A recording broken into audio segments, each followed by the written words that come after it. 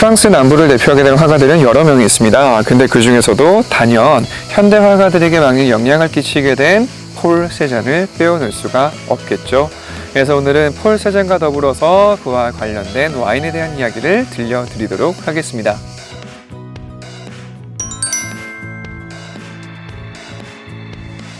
우선 폴 세잔은 액상프로방스에서 태어나게 되고요. 그는 금수저를 입에 물고 태어나게 되죠. 지금 보시는 그림은 1866년 세잔이 자신의 아버지를 그린 모습입니다.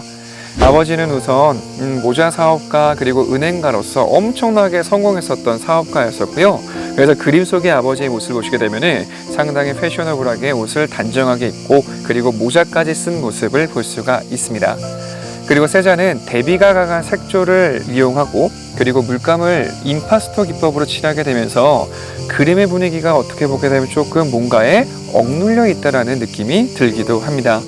그 이유는 아버지는 아들이 자신의 사업을 물려받기를 원했었지만은 세잔은 화가가 되기를 원하게 되면서 둘 사이에 갈등이 많았었다라고 합니다.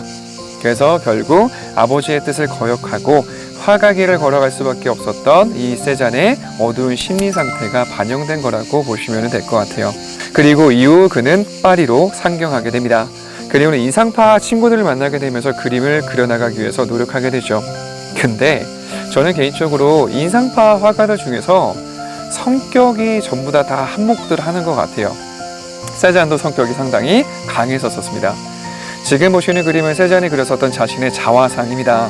모습을 보시게 되면 갈매기 눈썹으로 꺾여져 있고요. 그리고 머리는 살짝 벗겨져 있죠. 그리고 약간 스크루지 영감 같은 그 느낌이 들게 되면서 와, 한 성격 할 것 같다 라는 느낌이 딱 드시게 될 겁니다. 그래서 워낙 독성적인 성격을 갖고 있기도 했었고 주변 사람들과 잘 어울리질 못했었대요. 근데 유일하게 세잔이 잘 따랐었던 화가가 있었습니다.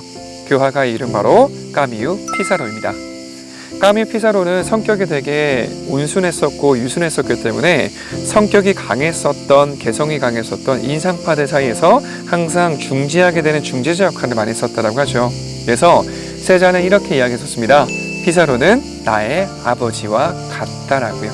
그리고 그 파리로 세잔이 올라왔었던 결정적인 계기 중에 하나는 뭐가 있었냐면은 액상프로방스 유년 시절부터 시작해서 항상 친하게 지냈었던 친구가 있었습니다.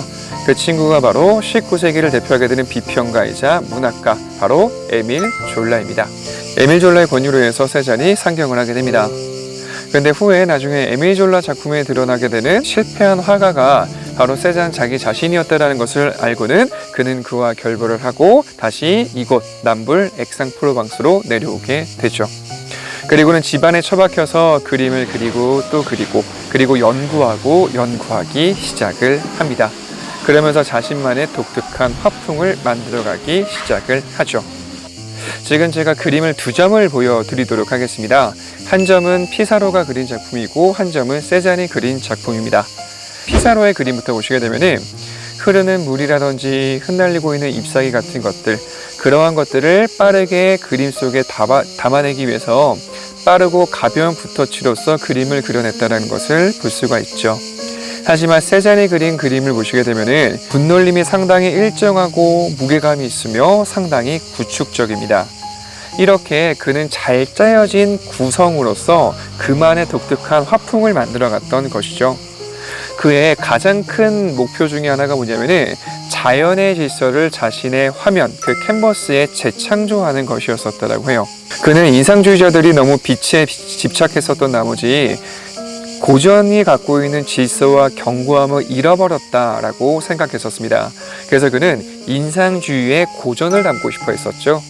그래서 이 세잔이 가장 좋아했었던 프랑스 고전주의를 대표하게 되는 화가가 있습니다. 그 화가가 17세기 초반에 활동했었던 바로 니콜라 푸생입니다. 니콜라 푸생의 별명은 철학을 그린 화가라는 별명을 갖고 있을 정도로 고전을 상당히 중요하게 생각했었고 그것을 그림으로 그려냈었던 화가였었거든요. 그래서 세잔은 이렇게 이야기했었습니다. 나는 니콜라 푸생을 나의 풍경화 속에 환생시키고 싶다라고요. 저는 이 한마디가 이 세잔이 추구했었던 그림 세계를 모든 것을 보여주는 중요한 한마디라고 개인적으로 생각을 합니다. 그리고 그는 참 재밌게도 이 자연의 모습들은 기하학적인 모양들, 원뿔, 그리고 구, 아니면 삼각형 등등 이러한 모양으로 전부 다 환원시킬 수 있다라고 생각했었죠.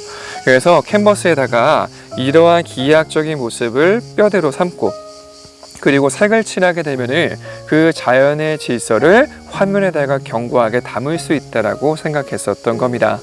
그래서 그는 그림을 그릴 때 시간이 정말 오래 걸렸었어요. 함부로 붓을 붓칠을 하지 않았었거든요. 그래서 유명한 이제 화가 에밀 베르나르는 나중에 세잔을 회고하면서 이렇게 이야기했었습니다. 세잔은 생각 없이 단 한 획의 붓질도 한 적이 없다라고요. 그리고 우리나라의 어떤 미술사 강사분이 이렇게 또 말씀하시더라고요. 모네의 붓터치 500개는 바로 세잔의 붓터치 하나라고요. 그래서 세잔의 그림을 볼 때는 충분한 시간을 두고 이렇게 감상하시는 것이 좋을 것 같습니다. 그래서 그는 움직이는 거 그리는 거 별로 안 좋아했었어요. 그래서 주로 그가 그렸던 그림은 멈춰져 있는 산 혹은 정무라. 그래서 그의 그림에서 사과, 오렌지 정무라를 많이 볼 수 있는 이유가 여기에 있습니다. 인물화는 많이 그리지 않았었어요. 왜냐하면 움직임이 많다 보니까. 실례로 어떠한 사람이 세잔한테 찾아와서 자신의 그 모습을 그려달라고 부탁하게 되죠. 근데 이게 계속 꼼지락거리고 있으니까 세잔이 그림을 그리다가 열받아서 한마디 했다고 합니다. 움직이지 좀 말라고, 사과가 움직이는 거 맞냐고 라고 하면서 호통을 쳤다라고 이야기를 하죠. 그래서 이 이야기가 저는 또 세잔이 갖고 있는 그 성격, 그리고 그림을 그릴 때 어떠한 것을 추구했었고 어떠한 방향으로 그림을 그리려고 했었는지 그런 것을 볼 수 있는 좋은 또 예가 되지 않을까라고 생각을 합니다. 근데 그의 그림을 보시게 되면은 좀 뭔가 어설프기도 한 것 같기도 하고 아마추어 같기도 하죠. 그래서 그의 화면이 조금 이렇게 독특한 이유는 무엇이냐면은 우리가 기존에 알고 있었던 원근법이라든지 투시법이라든지 그런 모든 것들을 거부하고 세상의 다양한 시선들을 관찰을 하고 자신의 화폭에다가 성실하게 담아냈었기 때문입니다. 말이 좀 어렵죠? 예를 한번 들어보도록 할게요. 이 병뚜껑이 모양은 무슨 모양일까요? 많은 분들이 원이라고 생각하실 것 같아요. 자, 근데 약간만 틀어보겠습니다. 그러면은 이 병뚜껑의 모양은 원이 아니라 약간 원통형 기둥으로 좀 바뀌었죠? 그리고 완전히 측면으로 돌려보게 되면은 사각형이 됐고요. 그리고 조금 더 돌려보게 되면 한쪽 면이 뚫려져 있는 원통형 기둥의 모습을 볼 수가 있을 겁니다. 그러면은 이 다양한 모습들 중에서 어떠한 모습이 진짜 병뚜껑의 모습일까요? 이 네 가지 전부 다가 병뚜껑의 모습이겠죠. 그래서 예전에 세잔 이전의 화가들 같은 경우는 그림을 그릴 때 화가가 보게 되는 하나의 시선만을 그림 속에다가 담아냈었습니다. 근데 세잔은 이야기하죠. 아니, 세상에 얼마나 다양한 시선들이 존재하는데 어떻게 하나의 시선만을 그림 속에 담을 수가 있느냐 라고요. 그래서 20세기를 대표하게 되는 메를리 퐁티라는 철학가는 이렇게 이야기했었습니다. 르네상스 시대 이래로 한 가지 시점으로 조망하게 되는 그 원근법의 공간 자각 방식과는 완전히 다른 태도가 바로 세잔의 방식이다 라고요. 자, 지금 이 그림을 보시게 되면은 전체적인 모습은 하얀 면보가 덮어진 책상은 살짝 위에서 아래로 내려다본 시선입니다. 하지만 가운데 와인병은 옆에서 본 모습이고요. 그리고 옆에 과일 바구니는 또 위에서 내려다본 모습이죠. 그리고 책상의 오른쪽과 왼쪽의 선이 맞지 않는 것으로 보아 책상의 오른쪽은 위에서 살짝 내려다보는 모습인 것 같고 약간 비스듬하게, 그리고 왼쪽 책상은 측면에서 보는 듯한 시선이기도 합니다. 그래서 그림을 자세히 보시게 되면은 상당히 다양한 시선들이 들어가 있다는 걸 볼 수가 있죠. 그리고 한 걸음 멀리서 그림을 조망하게 되면은 여러 시선의 그 모습들이 한 화면에 담겨져 있다 보니까 어울리지 않는 듯 또 오묘하게 어울리게 되는 그림이 완성되는 것입니다. 그래서 세잔은 기존의 인상파 화가들과는 완전히 다른 시각 세계를 갖고 있게 되면서 자신만의 독특한 화풍을 완성해 나갔었던 인물이죠. 이러한 것을 또 볼 수 있는 이 액상프로방스에서 그려냈었던 가장 대표적인 작품이 바로 생빅투아 산 시리즈 그림들입니다. 이 그림은 1886년부터 시작해가지고 본격적으로 그려내게 되면서 총 87점 정도를 그려냈다고 해요. 그리고 지금 현재 남겨져 있는 세잔의 아틀리에 그 근처에서 그려냈었던 그림은 약 30점이 넘는다라고 알려져 있습니다.